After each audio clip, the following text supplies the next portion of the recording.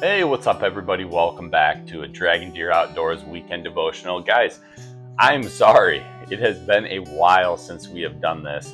I apologize. I really appreciate you guys, the messages saying that you've missed these, and that you like them, that you appreciate them. And honestly, that makes me super happy. And I'm sorry that I just haven't gotten to one. Truth be told, and we'll do a video on this here at some point, but I had a over a week long elk hunt out in Colorado, which was an amazing experience. Didn't get anything, but there's lots of stories to be told on that. And I've just simply been playing catch up, both at work with the family, things to get done around the house, getting ready for the Michigan deer opener that opens on Tuesday.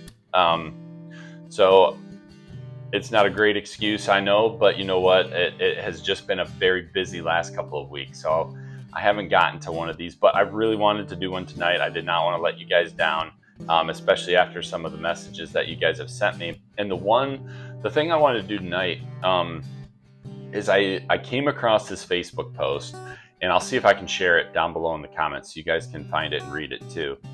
And I just want to preface with I don't necessarily know if this story is true, or who the particular person is within this story is true, but I think the message in the context of this story, I think is really good. It's really interesting. I want to get your guys' perspective on it because it was something that I found to be a seemingly really good perspective on kind of good versus evil. So I'm going to read this Facebook post to you guys, and then we'll kind of, dive into a little bit, and I'll share my thoughts. So this post says, "This is probably the best answer I've ever heard to the question, why did God create evil?" And it says, "Why did God create evil? The answer struck me to the core of my soul. A professor at a university asked his students the following question: everything that exists was created by God. And one brave student answered, yes, created by God. Did God create everything? The professor asked. Yes, sir, replied the student. The professor asked, if God created everything, then God created evil, since it exists. And according to the principle that our deeds define ourselves, then God is evil. The student became silent after hearing such an answer. The professor was very pleased with himself. He boasted to students for proving once again that faith in God is a myth. Another student raised his hand and said, "Can I ask you a question, Professor?" "Of course," replied the professor. A student got up and asked, "Professor, is cold a thing?" "What kind of question?" "Of course it exists. Have you ever been cold?" Students laughed at the young man's question, and the young man answered, "Actually, sir, cold doesn't exist. According to the laws of physics, what we consider cold is actually the absence of heat. A person or object can be studied on whether it has or transmits energy. Absolute zero, which is negative 460 degrees Fahrenheit, is the complete absence of heat. All matter becomes inert and unable to react at this temperature. Cold does not exist. We created this word to describe what we feel in the absence of heat." A student continued, "Professor, does darkness exist?" The professor said, "Of course it exists." And the student said, "You're wrong again, sir. Darkness also does not exist. Darkness is actually the absence of light. We can study the light, but not the darkness. We can use Newton's prism to spread white light across multiple colors and explore the different wavelengths of each color. You cannot measure darkness. A simple ray of light can break into the world of darkness and illuminate it. How can you tell how dark a certain space is? You measure how much light is present. Isn't it so? Darkness is a term man used to describe what happens in the absence of light." In the end, the young man asked the professor, "Sir, does evil exist?" This time it was uncertain. The professor answered, "Of course, as I said before, we see it every day. cruelty, numerous crimes, violence throughout the world. These examples are nothing but a manifestation of evil. And to this, the student answered, evil does not exist, sir, or at least it does not exist for itself. Evil is simply the absence of God. It is like darkness and cold, a man-made word to describe the absence of God. God did not create evil. Evil is not faith or love, which exists as light and warmth. Evil is the result of the absence of divine love in the human heart.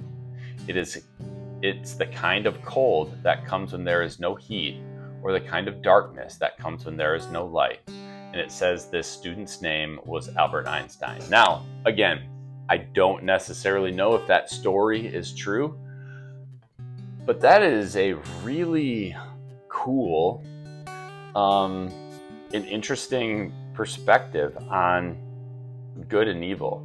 And it's one that I don't know about you guys, but I've always struggled with kind of understanding, and I guess I've kind of always asked the question of like, why does God allow evil? Why does it exist? And I kind of always have taken it as a, if God doesn't allow, I'll just say it as my interpretation, kind of before reading this, as God, he has. It's not like I guess that he has to allow evil to exist, but if he didn't, then we wouldn't have free will. So we as humans, God created us in his image, but he created us where we could have free will. And in order to have free will, we have to, basically God has to allow evil to exist. Otherwise, if he didn't, if he intervened in every situation, every, evil thing, as much as it's hard for us as humans and our human brains to understand, if he didn't have that, then we wouldn't have free will. He would be interjecting, or he would have us programmed to all be good, and that was not his intent when he created us. And I think this is actually, to me, this is an even better perspective on it's not so much that maybe it's not so much that he allows it or that he created evil. It's that levels of evil or darkness or cold is a measure of the lack of Christ in a human's heart. And that really, man, this really got me kind of thinking of like, okay, that makes a lot of sense. That also kind of led me to believe, like, okay, there are I know some really great people that are not believers. That almost where God is still, there's like a level of him in their hearts that, shows they're not evil, they're not dark, they're not cold, they're not any of that. But how God can almost work and still be within the hearts and still doing good and still working even within people that don't believe in him. I just thought this was really, really interesting, because I'm sure you guys have, people who maybe don't believe in Christ, but who are fantastic people. And obviously unfortunately, we see evil, we see darkness, we see cold, we see it all the time. That seems to be all that our media outlets will show us. But to think of it in terms of, it's not necessarily God created this bad thing. It's that the people that are acting in this bad way are acting in this bad way because of the absence of Jesus Christ within, their heart and soul. So I just thought this was a very interesting perspective, and I would love to hear what you guys think, because to me, this makes a lot of sense that evil exists not necessarily because God created it, but because God did give us free will. And because he gave us free will, those who are absent of his presence have or can have that cold, that darkness, that potential evil.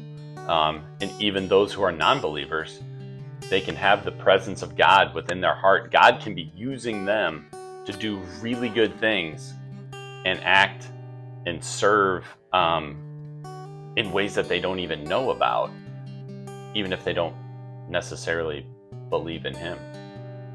So I don't know, this twisted my brain up a little bit, and it was in a good way. But I like this perspective. It makes sense to me. I thought the examples that they gave were really good as far as cold and darkness. Like, it does make sense. You cannot measure darkness. You are measuring an absence of light. So I would love to hear what your guys' thoughts are. And I don't know, just chew on that a little bit and see how thinking, I would say not only thinking in this way, how that might change your outlook on some things.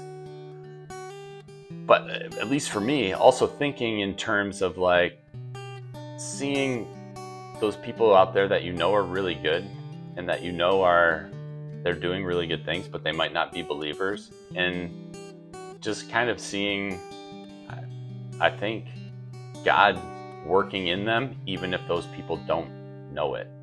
Like, their hearts, I feel like, are actually full of the Holy Spirit. They just don't know that that's what they're full of.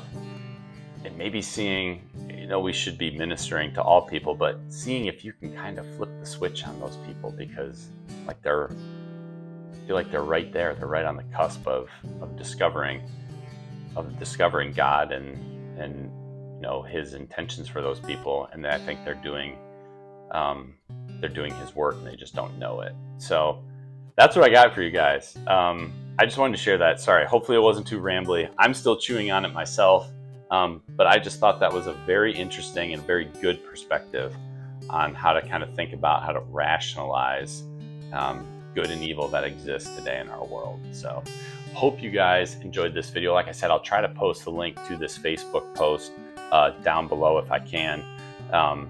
But as always, if you haven't already, please, we usually do the verse of the days, or at least one from the week. There's a link down below to that, also to a couple other, resources that I like to listen to as far as podcasts go, just to stay in the Word as much as I can, even with a busy and hectic lifestyle. So hopefully those resources are things that you guys like and that help you out. And as always, I hope you enjoyed this video. If you did, please do me a favor, hit that like button down below. Also, don't forget to subscribe. Take care, God bless, and we'll see you guys soon on the next Dragon Deer Outdoors Weekend Devotional.